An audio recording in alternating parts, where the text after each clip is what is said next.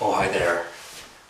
Today I'm going to talk about the Humboldt Broncos accident and the GoFundMe fundraiser for the team's families and friends and all that. I don't enjoy saying this. I sound like reality from South Park. The character who storms into the party and, explains to everyone why they're a bunch of idiots, basically, and that they're pricks. Because, the vast majority of people who are putting money into GoFundMe for this particular accident have noble and the best of intentions. Unfortunately, in the real world, when you're dealing with any significant chunk of money, bad people are attracted to it. It's unavoidable. And $10.6 million is what it's raised so far in a couple of days. That's actually a lot of money. And this organization, GoFundMe, Rob Sullivan, he is the chairman and blah blah blah blah. They say that it's hard to run a fundraiser quite like this, but that actually is more or less a lie. It may have been difficult to establish such a program to begin with, but now that it's there, and with the digital age being the way it is, it really is sending money from your PayPal account to another person's PayPal account, essentially, and it all gets gathered, and then presumably it gets dispersed amongst the people that it was meant for to begin with, the injured Humboldt Bronco players, the survivors, their families, and whatever other measures. And that's done by a local administrative person who will sort that out, and they won't get paid anything. That I agree with, because the people at the top don't like sharing money, and these charitable events, they like volunteers. They like people to spend their time doing the work for them for no money. Basically, Rob Solomon is a middleman for this. He takes your money and he gives it to people to distribute for other people who the fund was supposed to be for.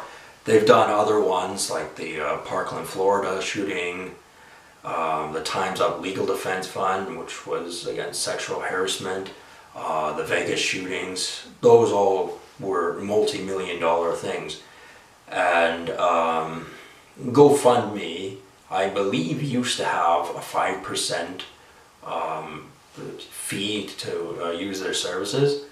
They don't exactly have that anymore. Now they've got a payment processor fee, which is 2.9%.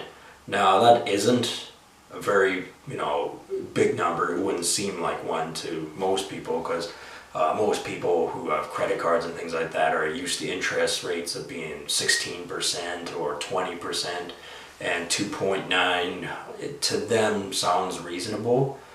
But the thing is, 2.9% of $10,600,000 is actually about $307,000.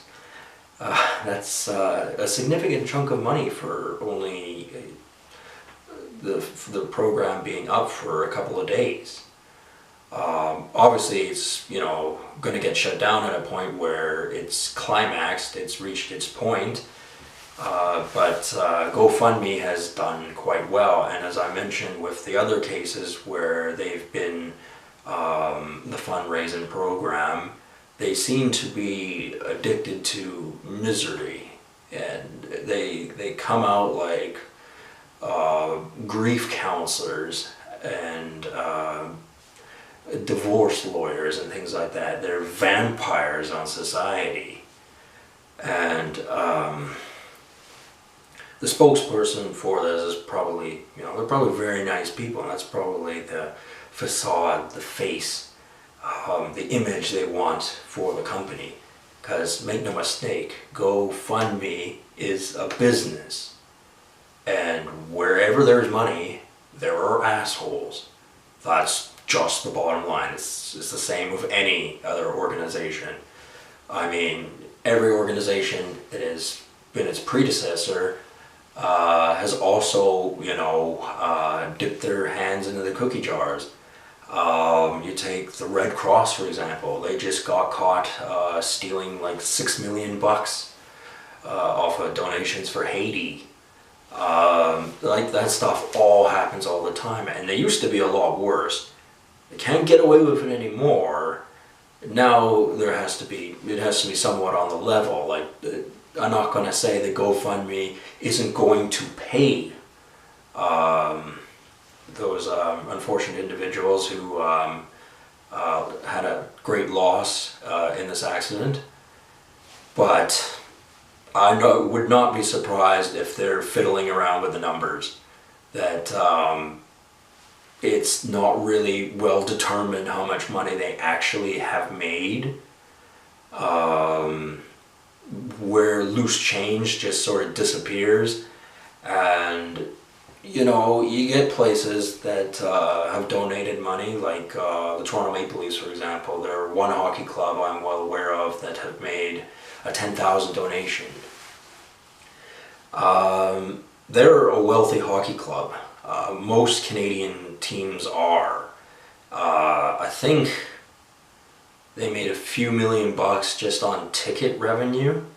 And you gotta think, when organizations, make money in one venue, and they're multi-million-dollar ones. I don't know how much the Toronto Maple Leafs are worth. I think they're worth about $600 million or something like that. They put their hands into other avenues of making money. That's the whole aspect of capitalism and greed, and the desire just to make more and more money. So these figures are not to be trusted.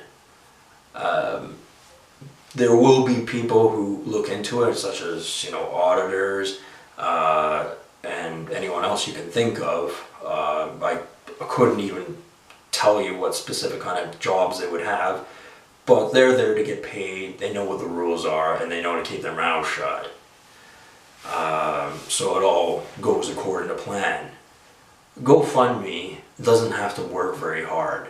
It may have had to work very hard to get to where it is, now with computers and everything, but where it is now, with a good publicity it's gotten, particularly in Canada, they basically just have to sit there and wait for the money to roll in. I mean, obviously most of it is getting distributed, and the families and friends or the players who were injured will see the money, but in what shape, form, or fashion, and when, that is all to be determined. And what really annoys me is this praise on the kindness of people, the gullibility of people, and their desire to want to do good. There's, that isn't what's wrong. However, as someone once said, by the name of Rick Moranis, evil will always triumph because good is dumb. And it is. I mean, let's get serious here, people. Something like $1 trillion has been spent in the Middle East, and hundreds of thousands of people have been bombed out of their house. I'm talking civilians, and it's just like, oh, I didn't even know. And this humble tragedy, we're gonna probably hear about it for another week. It'll go away, and then next year there'll probably be a one-day anniversary thing on the major Canadian networks, and that'll be about it.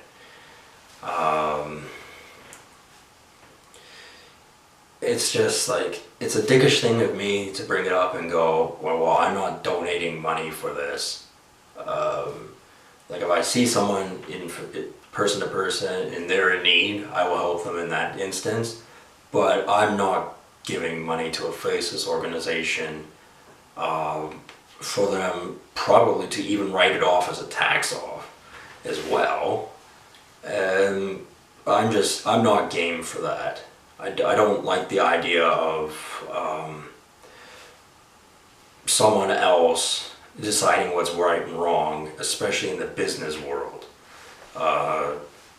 These people, they're not to be trusted. And the funny thing is, you go to GoFundMe.com, and multiple times it says, we're the most trusted. Now, that should set off alarm bells for anybody. Anyone who goes around going, we're the most trusted, we wouldn't lie, this, that, and the other. They're the ones that big time lie. It's like, the stronger the faith, the closer the devil kind of thing. I just fundamentally disagree with the profit motive in this fundraiser. I think people should understand that a bit better than they do. I understand, if the profit motive is taken out of the picture, there'll be no incentive for these agencies to do the work that is being done here. But make no mistake, it is a business. And I think more or less it should be incorporated into a business government kind of format where it is something extra that they're doing. It's not something they're doing to make money. It's something that they're obligated to do from other businesses, the banks and things like that, because all this money is being changed through banks and things like that. And it's just like, think about it for a second. $300,000 profit for GoFundMe.com for having a website and having people click the donate button, put in their PayPal account, and that's what it is a couple days later. Really think about that. And also, per donation, it says that they charge 30 cents. So that's in addition. Now, some people have donated 10,000, some people have donated $1, but this is assuming they can be trusted. And to be honest with you, money lies. Money lies more than anything in the world. And I don't like the whole situation. I mean, no disrespect to the Humboldt Broncos and the horrible events that happened to them, but I am saying I don't agree with the system. I don't like being lied to, and I'm not giving my money to Rob Solomon. It's just not happening. So yeah, okay, some people aren't going to like my opinion. Some people are going to go, oh, you're negative. And what are you doing to make things better? The answer is I'm not. I'm not making things better at all, because it is impossible for me to do so in my position. And this is taken into consideration that I went to the GoFundMe webpage. I know my PayPal account. I could have put in money, and I didn't, because I don't believe it would directly go to them.